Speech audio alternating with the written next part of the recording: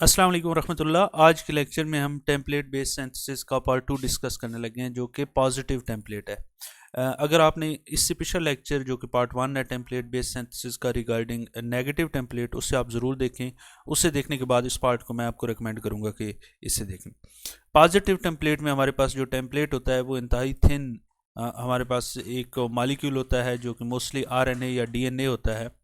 और इस केस में हमारे पास ये, अगर लेट्स सपोज डीएनए का मॉलिक्यूल है, डीएनए की चेन है, तो हम इसे इसके ऊपर डेपोजिशन करेंगे जिस चीज़ की हमने नैनो वायर्स बनानी है। तो ये atom by atom, particle by particle deposition इसके ऊपर होगी, इसके आउटर सरफेस के ऊपर होगी। इस जो थिन लेयर है, ये सॉरी, हमारे पास जो आरएनए या डीएनए का मॉलिक्यूल है, इसके आउटर सरफेस के ऊपर ये पार्टिकल डिपॉजिट होते जाएंगे by controlling the rate of this deposition. और उससे टाइम हम कितना देंगे, या टेम्परेचर कितना देंगे, या इलेक्ट्रिक करंट जो हम यूज़ करते हैं इन पार्टिकल की डेपोजिशन के लिए, हम इन पार्टिकल की इसकी वायर की थिकनेस को कंट्रोल कर सकते हैं। अच्छा, ये जो इसकी आउटर सरफेस है, इसके एक साइड पे डिपॉजिट होगी, तो हमारे पास एक साइड पे अगर हम इसे डिपॉजिट कराएंगे तो हमारे पास नैनो वायर बनेगी। और अगर हम इसके तीनों साइड से, यानी सर्कुलर हर साइड से डेपोजिशन कराएंगे, तो ऑफ कोर्स फिर हमारे पास नैनो ट्यूब्स बनेंगी। ये दोनों नैनो वायर्स और नैनो ट्यूब्स के केस में ये पॉजिटिव टेम्पलेट यूज़ होता है। इसके अलावा नैनो ट्यूब्स कैसे बनेंगी, क्वेश्चन ये पैदा होता है कि लेट्स सपोज ये चारों तरफ डिपॉजिट हो गई, हर तरफ से ये डिपॉजिट हो गई, हमारा मटेरियल डिपॉजिट हो गया, तो अब हमने इस टेम्पलेट को रिमूव करना है। टेम्पलेट को रिमूव करने के लिए हम किसी सॉल्वेंट के अंदर इसे डिज़ोल्व कर लेंगे, यानी हम इसे डिटैच कर लेंगे इन पार्टिकल के अंदरूनी सरफेस से, जहाँ पर ये इसके साथ एडहेरेंट है, हम इसे डिटैच करेंगे और इस पार्टिकल इस वायर को, इस डीएनए या आरएनए के मॉलिक्यूल्स को हम बाहर निकाल लेंगे।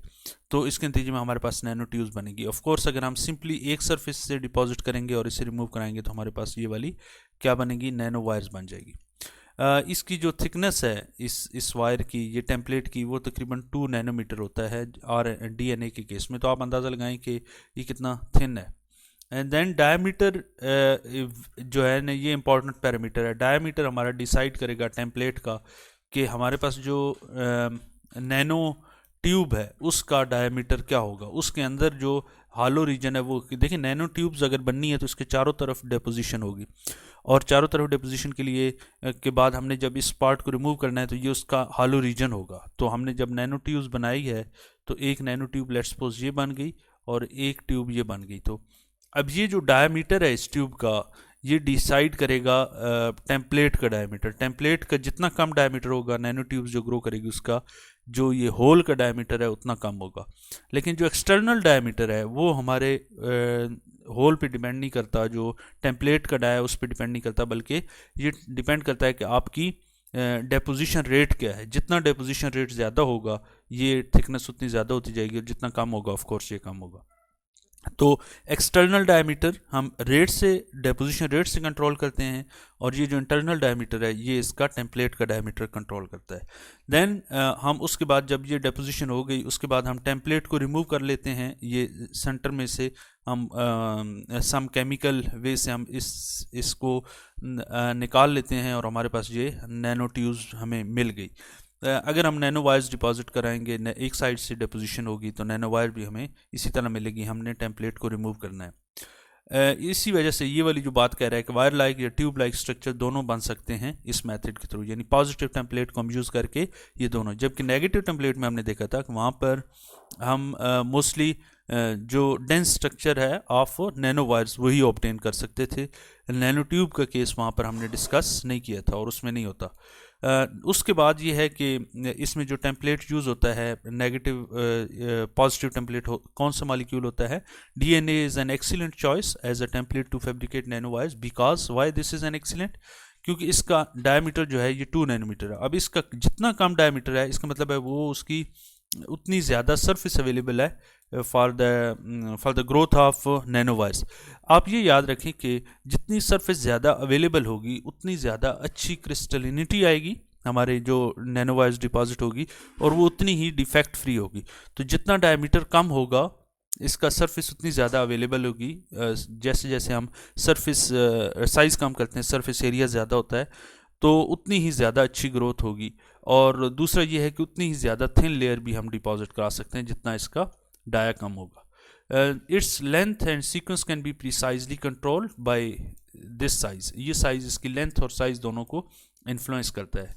उसके बाद आगे चलते हैं कि ये है पूरा प्रोसीजर डीएनए बेस्ड टेम्पलेट. हमारे पास 2 इलेक्ट्रोड्स हैं, इनको हमने इलेक्ट्रिक पोटेंशियल ऑफ कोर्स दिया हुआ है और इसके दरमियान ये डीएनए का मॉलिक्यूल रखा है. जैसे ही और इसके वायर के अक्रॉस यहाँ पर सारा एक सोल्यूशन पड़ा है जिसमें हमारे पास स्टेबलाइज पार्टिकल वो पड़े हुए हैं जिनको हम चाहते हैं कि वो इधर आके इस वायर के ऊपर डिपॉजिट हो जाए. स्टेबलाइज का मतलब ये है कि हमने उन्हें कोई ना कोई चार्ज दिया हुआ है, उनकी सरफेस के ऊपर पॉजिटिव चार्ज है या नेगेटिव चार्ज है, स्टेबल किया हुआ है. इलेक्ट्रोस्टैटिक रिपल्शन के थ्रू हमने उन पार्टिकल्स को नैनो सस्पेंशन बनाई हुई है. इसको मैं ज़रा एक्सप्लेन करता हूँ कि देखें, अगर हमारे पास ये वाला सोल्यूशन है, इस सोल्यूशन के अंदर नैनो पार्टिकल्स हैं और नैनो पार्टिकल्स आपको पता है कि उनका सरफेस एरिया बहुत ज़्यादा होता है. अगर हम उन्हें स्टेबल नहीं करेंगे, अगर इन पार्टिकल को हम स्टेबल नहीं करेंगे तो ये पार्टिकल आपस में मिलकर एग्लोमरेट होकर इनका साइज़ बड़ा हो जाएगा और हम नहीं चाहते होते कि हमारे सस्पेंशन में नैनो पार्टिकल आपस में मिलकर साइज़ को ग्रो करें या बड़ा करें. इस वजह से हमें इन पार्टिकल को स्टेबल करना पड़ता है. अब स्टेबलाइज करने के 2 तरीके हैं. एक तो तरीका ये है कि हम इस पार्टिकल के ऊपर कोई चार्ज इंड्यूस कर दें, हर पार्टिकल के ऊपर सेम चार्ज इंड्यूस कर दें. अगर इस पार्टिकल के ऊपर भी पॉजिटिव चार्ज है, इस पार्टिकल के ऊपर भी पॉजिटिव चार्ज हम इंड्यूस कर देंगे तो इन दोनों पार्टिकल के ऊपर पॉजिटिव चार्जेस रिपेल करेंगे. तो इसका मतलब है ये पार्टिकल एक दूसरे के करीब नहीं आएंगे, ये मिल नहीं सकेंगे. तो ये पार्टिकल स्टेबल हो जाएंगे, एक स्टेबल सस्पेंशन बनेगी. इस स्टेबिलिटी को हम कहते हैं इलेक्ट्रोस्टैटिक सस्पेंशन. अब हमारे पास ये नैनो वायर है, इसके अंदर इसके बाहर जो है इलेक्ट्रोस्टैटिकली स्टेबलाइज नैनो पार्टिकल एक सोल्यूशन के अंदर पड़े हुए हैं.